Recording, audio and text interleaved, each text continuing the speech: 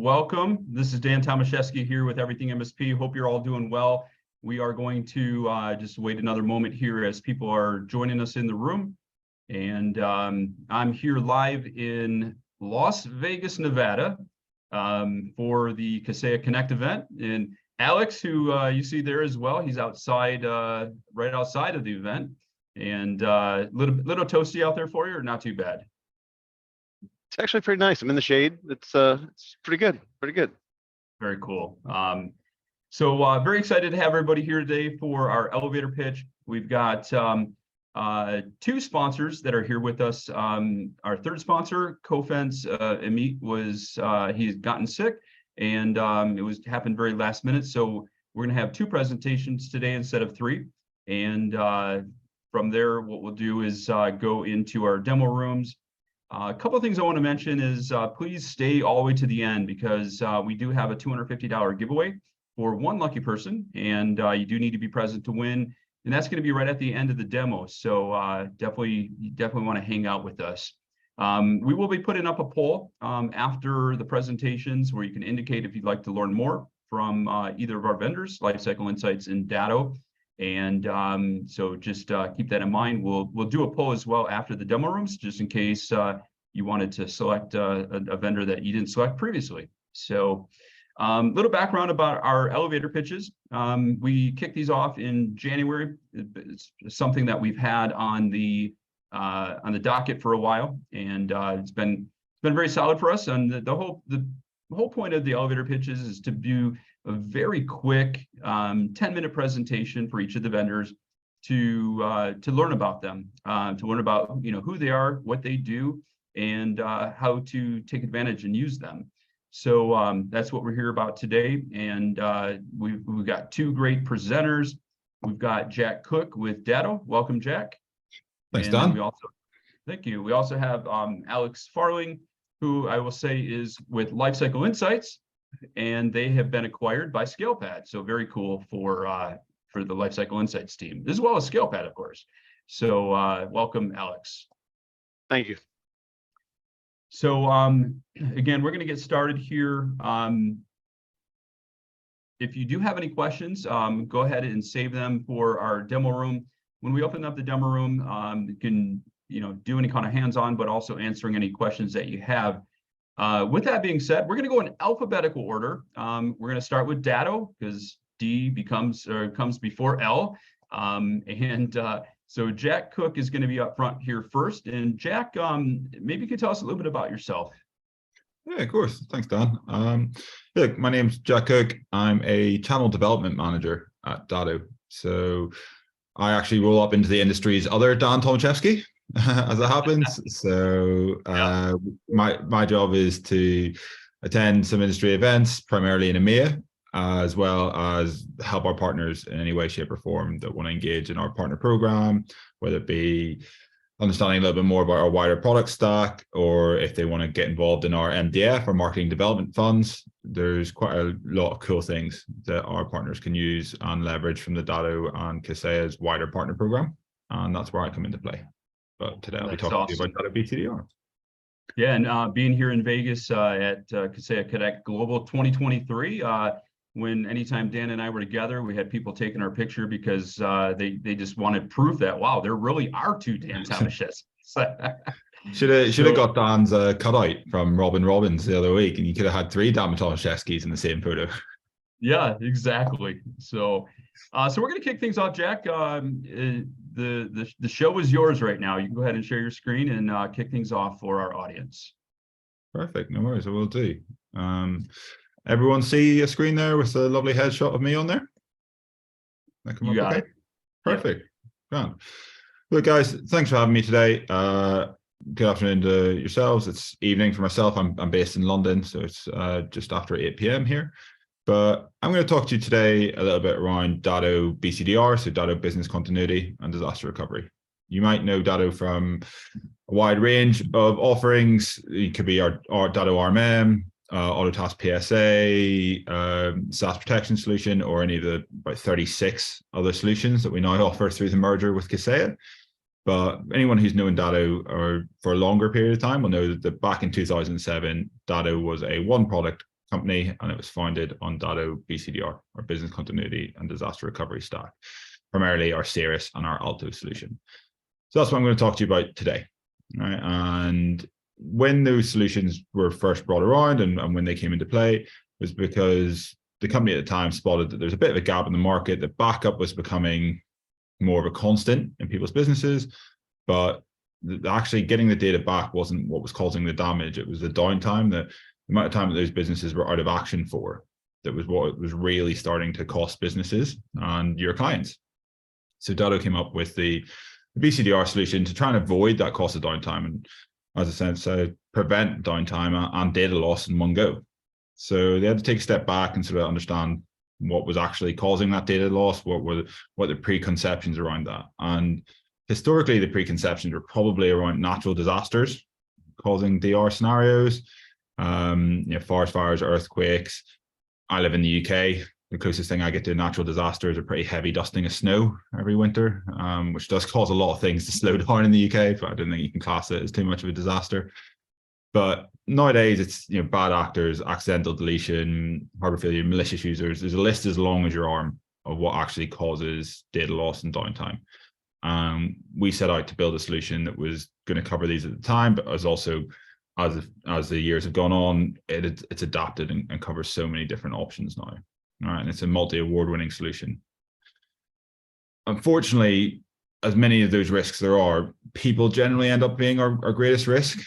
And as much as we might want to try front load the NIST format here with your identify, protect, detect, respond, your security products, your SOC, your XDR, your EDR, it's only a matter of time till someone does something they shouldn't and creates that chink in the armor that means that you need that recovery option. It means you need that BCDR solution. You need to not only get your clients' data back, but you need to get them back into action as quickly as possible. And that is really where the Datto BCDR solution comes into its own.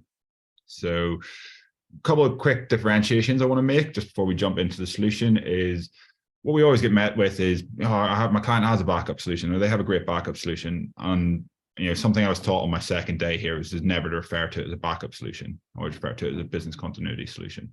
And that was back 5-6 years ago now. It's a bit of a different landscape now, but it's always BCDR. It's always business continuity because it has a different meaning. Because when you look at a backup solution, and you take this as an example of a standard UK business, 50 staff, average of £35,000 salary, turning over about $2 million or £2 million worth and about 3 terabytes of data, taking a backup every 4 hours.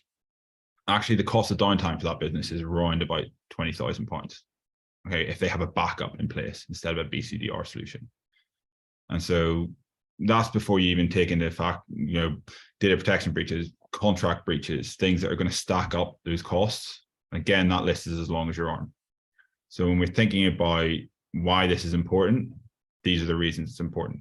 But I'll start getting into a bit of the solution now. And this idea that business continuity encompasses minimizing data loss as well as minimizing downtime.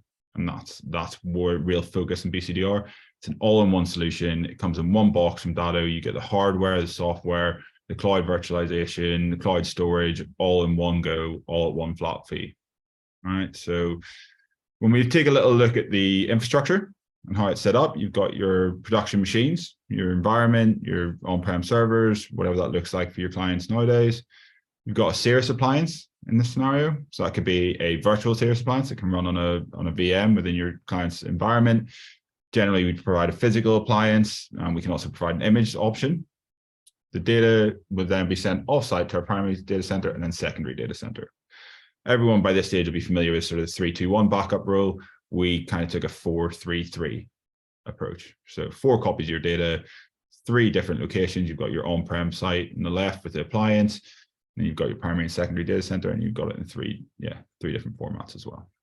That was the approach we took. We wanted to be more inclusive. We wanted to make sure that this was the best solution out there. And it comes in actually 4 different form factors. And we'll talk a little bit about the hardware very quickly before I talk a little bit about what it can do. But it comes in 4 different form factors, ranges from 1 terabyte up to 60 terabytes. You can actually get builds up to about 120 terabytes if you need them. But there's not that many SMBs these days that are running about 120 terabytes worth of data. It's customizable. You can get as much CPU or RAM as you want in there. It ranges from everything from that sort of mini PC unit right up to two rack mount unit. You can customize ports, whatever you need. We can pretty much make it fit now, and we've standardized in Dell hardware. Historically, we used to use pretty much our own hardware that we built, standardized on Dell and the Cirrus 5 model, try and make it more scalable, make sure that we've always got stock, make sure that there's no supply chain issues, and there's a little bit more redundancy built in there. But if we actually talk about what this box can do now, because I think that's the important bit, and that's what really comes into play. So you've got your environment on the left-hand side. You then add the Cirrus appliance. So to get the data onto the Cirrus appliance, there's a couple of different routes. If you've got a large sum of data, we can send you an encrypted hard drive, and you can send that straight back to us in our data center. We can upload it that way. If it's just a standard amount of data, generally what we'll do is we'll take an image onto the Datto appliance and then send that off to our data center. Once we've taken that first image, we can dig it back up as often as every 5 minutes. And we can customize that per server, per VM, per machine. Not every machine has to run the same backup schedule. So your critical ones, we can take at a higher frequency. Every time we take a backup, we're going to run a series of health checks on it. So we're going to check the file system health, integrity. We're also going to run a ransomware detection scan. Okay. You're going to scan for any file changes that we would associate with ransomware, try and make sure that there's nothing going on that. And if we do flag anything, you'll obviously be immediately alerted. And we've also got our inverse chain technology, which means that it won't impact any of the other backups in the chain. All right. Once it's on the device, there's a couple of really cool features. Okay. The device itself has an inbuilt KVM hypervisor, so it can spin up that server.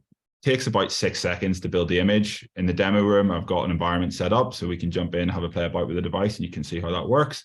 Takes about 6 seconds to build the image, and then you've got the standard boot time depending on how much CPU or RAM you lot to that. And again, you can customize that per server that you want to spin up on the appliance.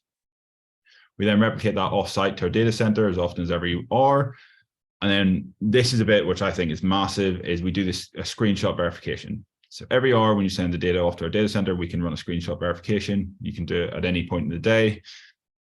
We will actually boot up a copy of the server on that KVM hypervisor, get it running. Then we can go in, check that the applications are running, check your DHCP, your SQL, make sure that that is all up and running. And then we will take a screenshot of that lock screen that can then be sent directly to your client.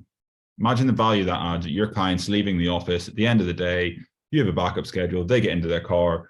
Their phone bings with an email. Here's a screenshot. Here's your server booted up. That data is offsite. It's in the cloud. It's secure. It's ready to go should anything happen to your office overnight. I think that's massive. Right. Not only from that, and obviously you've got your standard, you can do your file and folder level restores.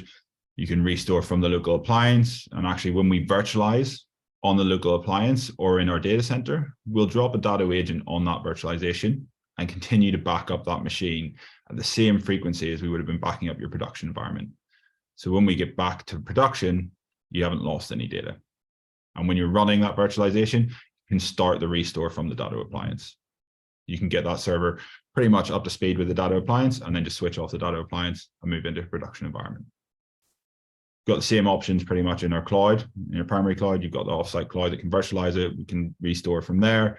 And actually, what's really cool is that if you were to have something happen at your site, a fire, something that does actually knock out your site and the Datto appliance, we can actually we can image a Datto appliance and send it straight out to your site. You can get up and running on the Datto appliance while you wait for new hardware to come in, while you wait for everything you need to your clients back up and running. In the meantime, you can run off the Datto appliance or you can run in our cloud, and we provide VPN connections to that. So that's a little bit around the sort of Datto infrastructure, how the device sort of runs in a day-to-day and should you need it in disaster.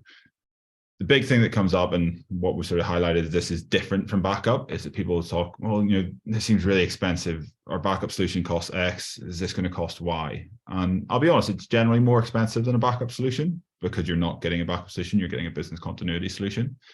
But a way I always thought was really easy to break this down, it's just a little tip from me, is that if you look at an average business, whether they're turning over $500,000, whatever the value is, and whether it be pounds, euros, dollars, and this is just an example where you're presenting a BCDR solution that's going to cost about 6,000 a year, break that down to per second cost. When you look at, to make $500,000 a year, that business has to be bringing in 95 cents per minute or per minute to keep on target to make $500,000 a year.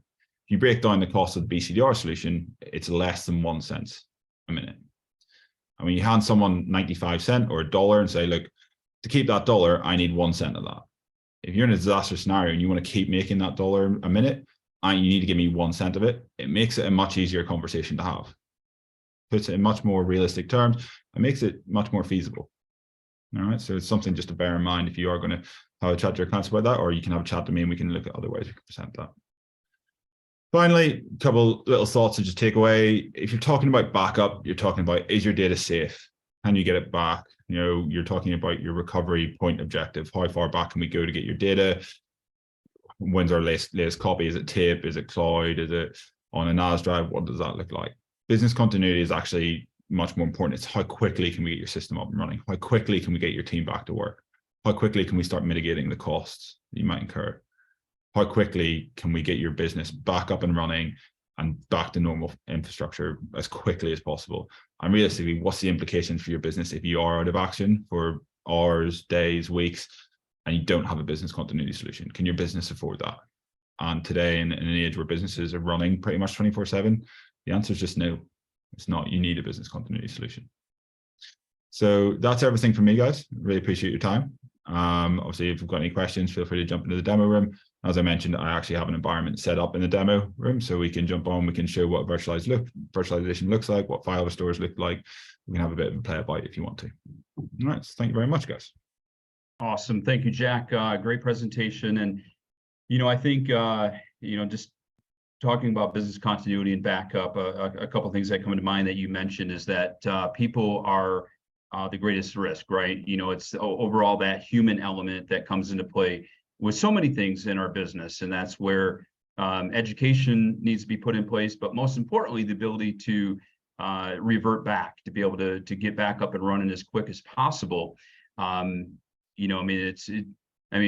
great that would be just for anything in life, right? You just be able to click a button and, virtualize and make a change.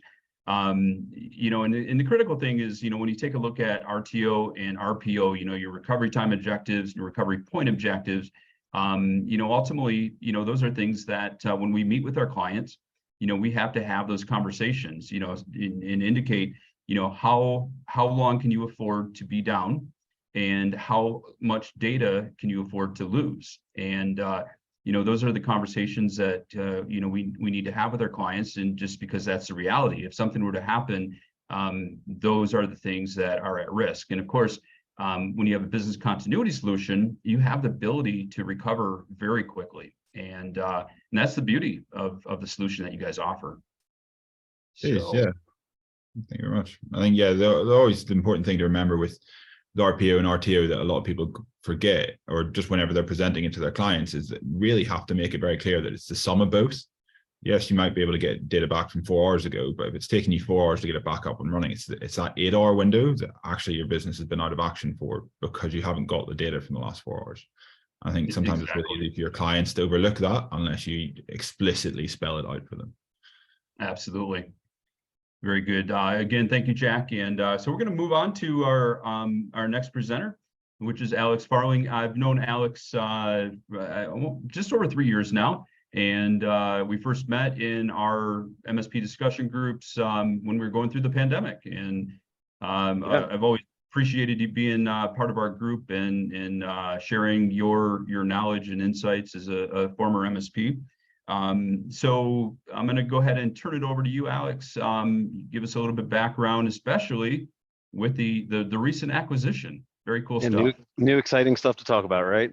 But no, I really appreciate your group. Like, I love what you guys are doing. Community really matters, especially in tough times. And, the pandemic was obviously a challenge for everybody. So it was good to be able to get together around other people who are trying to build businesses in a tough time, because we launched and 2 months later, a pandemic closed down all the trade shows we thought we were going to go talk to people at. So at that time, I was still running an MSP.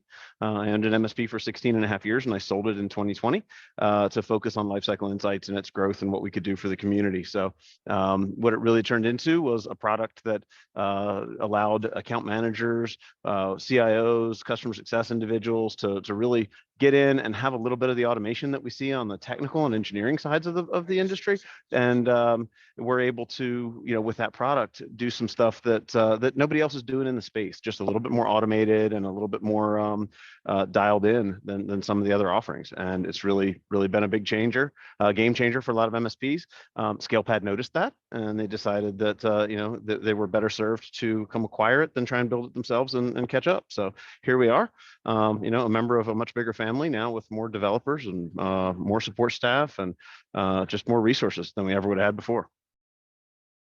That's awesome. I'm sure it's been a whirlwind for you, not only over the last 3 years, but specifically over, I'm probably the last few months for you. I didn't think anything could be busier than growing a product from 0 customers. Actually, we had 4 when we went to IT Nation the first year to 1,000 in 3.5 years. That was enough of an impressive streak and a really busy streak. But to get acquired has been even busier, believe it or not. Very cool. So go ahead and you've got the reins, you've got control, and all right, we're going to hearing about you.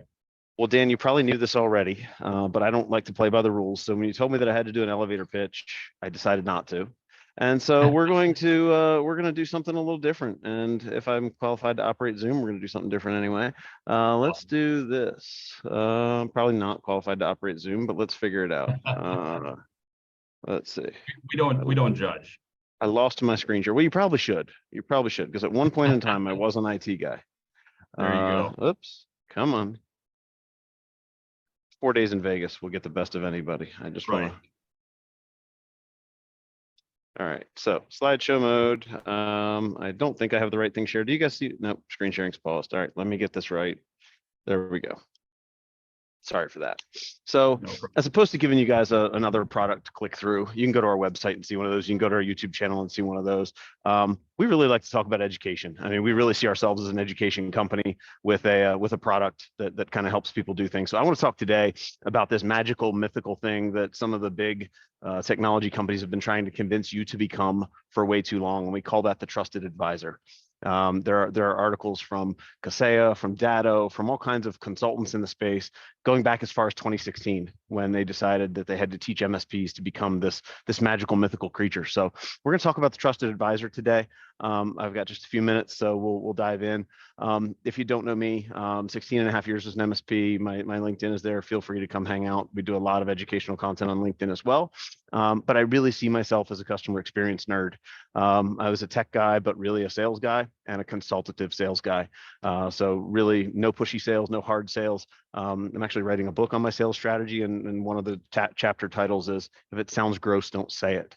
We get stuck in sales and feeling like we've got to ask for these hard closes and things like that. And really what our clients want is a consultant, somebody who's going to come in and help them understand a piece of their business that is really foreign to them. And that's technology, right? They have a CFO, they have a COO, they understand finance and operations. They don't know a darn thing about tech.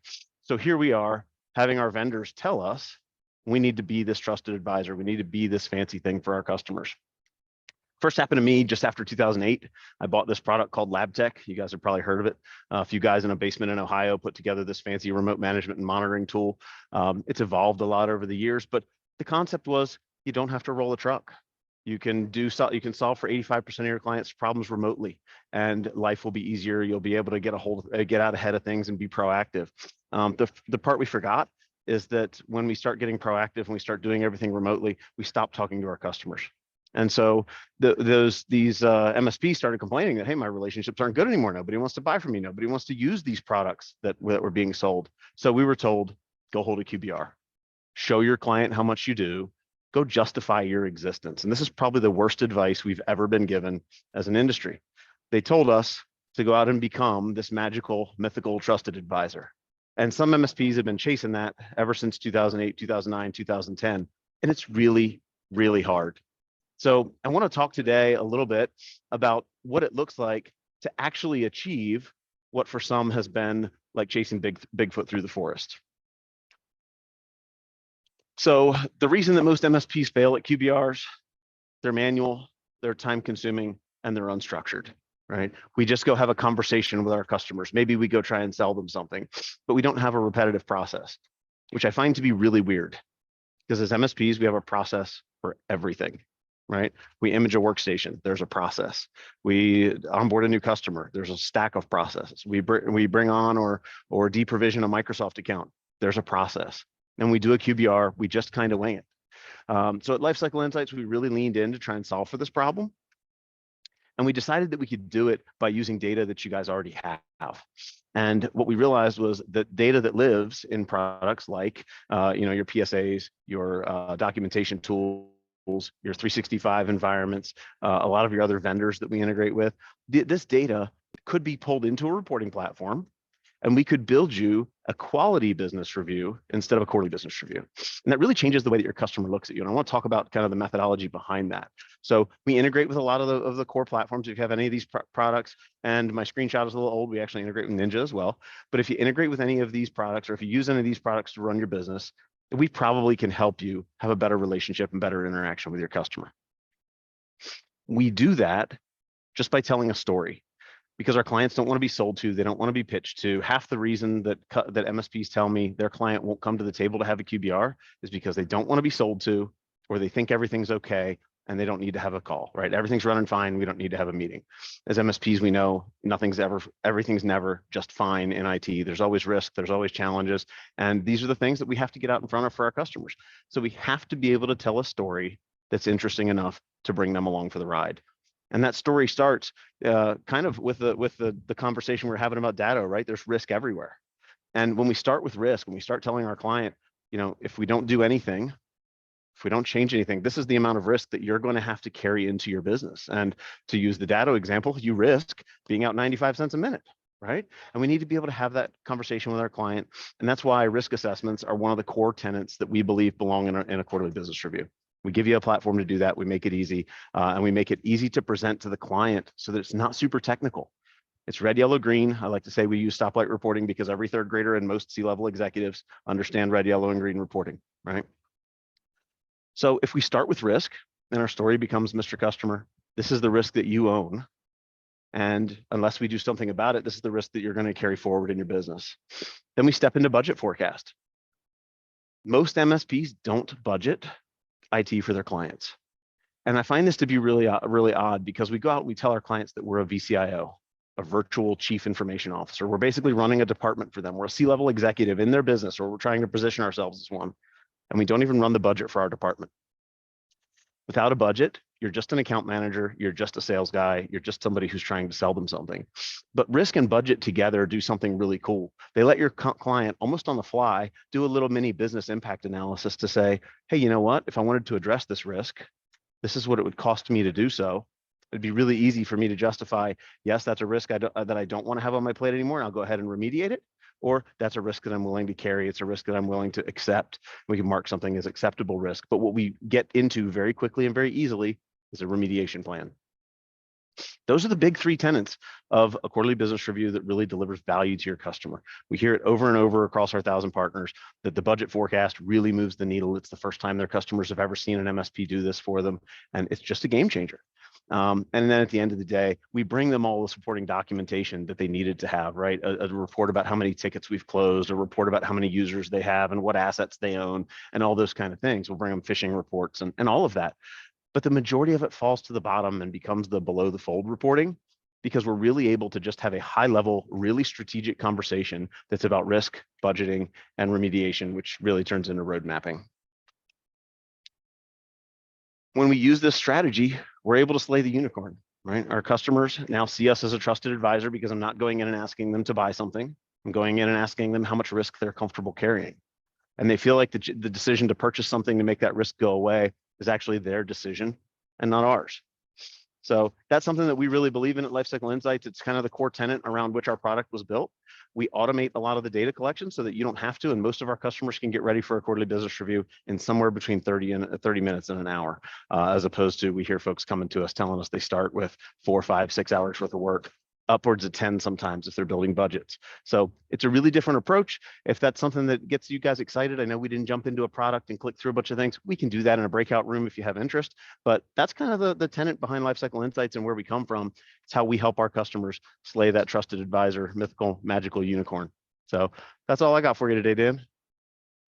Well, that's awesome. I was just thinking back as you were talking, We've always said that, if you were to ask 10 MSPs to define what managed services is, you'd get 10 different answers. And I think the same is very true for QBRs. And the answers are all over the board. And I've been in the channel for a lot longer than I'd like to admit. And I have to keep putting it on slides every time I talk. It's not good. It's not flattering. Yeah. And so I recall back to, I want to say 2006-ish when I first started offering managed services. And, when we did QBRs, we were trained to ultimately kill trees with tons of reports and just providing people with, all the data because you could, right? Yep. Because it was available in the PSA and RMM and, and I quickly learned that wasn't really providing any value to the customer because, we're looking backwards and, ultimately we need to look forward. We need to look forward. We need to be thinking strategically. And in what you guys are providing is that structure to be able to help MSPs deliver, as you said, not a quarterly business review, but a quality business review. And there's a point in time to have that backwards conversation. It's usually a service analysis or some kind of a service related meeting. Your customers need to look back at things and make sure they're being done properly, but that doesn't justify the value of a CEO, a CFO, a COO, a couple of department managers coming together to meet with an MSP to have us talk about the big strategy stuff. That's too expensive a room to go, look how many tickets we closed for you. Congratulations, you should love me. It's just a terrible conversation. Yeah, that's awesome. Thank you for that presentation. We're gonna do a couple housekeeping things here, and we'll be breaking out into our demo rooms.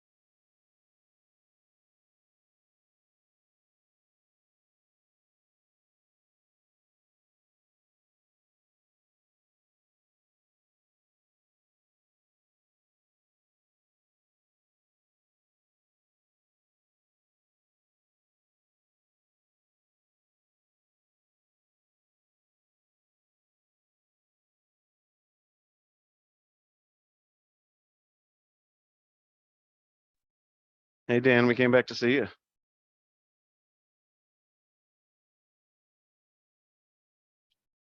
Dan must be taking a nap. Man, my shade is just getting eroded here. I'm gonna have to keep backing up until I'm inside again. I am back here. Yeah, sun beating down on you there. It is. I've had to move twice now. Oh, I had a wow. really nice shady spot, and then as the sun keeps coming over the building, I'm losing it. But that's okay. I got enough time to wrap this up. Very cool. I'm gonna have to All put right, on my so- Life Cycle Insights hat here in a minute. There you go. Dual branded Skill Pad and Right. Lifecycle Insights. That's Yeah. it. That's it. So we'll be all back here in 120 seconds as Data Room is coming back here with us. Hope everybody had a good breakout room. You get a lot of good questions there, Alex. Yeah, I have some great conversations. Awesome.